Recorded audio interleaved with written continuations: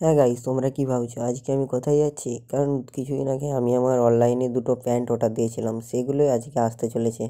আজকে আমি সকালে ঘুম থেকে উঠতে দেখি আমার ফোনে মানে আজকে ডেলিভারিটা আসার ডেট দিয়েছে, তাই আমি সেগুলো আনতেই যাচ্ছিলাম।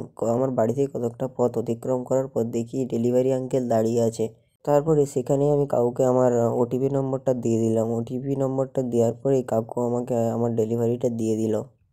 আমি আমার ডেলিভারিটা এপাশ ওপাশ উল্টে পাল্টে দেখে নিলাম যে আমার নাকি। তারপরে আমি আমার ডেলিভারিটা নিয়ে গ্রামের পরিবেশ এপাশ ওপাশ দেখতে দেখতে বাড়ি যাওয়ার রওনা হলাম। তারপরে সকাল মানেই আলু খোলা হচ্ছিলো, তাই সেসব দেখতে দেখতে আমি বাড়ি পৌঁছে গেলাম। তারপরে আমি আমার ডেলিভারিটা আনবক্সিং করলাম।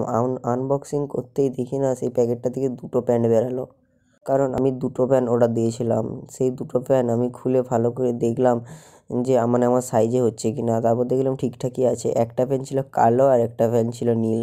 হ্যাঁ গাইস, আমার মতো কে কে ফ্লিপকার্টে অর্ডার দাও বলে যাও, এবং ফ্লিপকার্টের জিনিস খুবই ভালো হয়।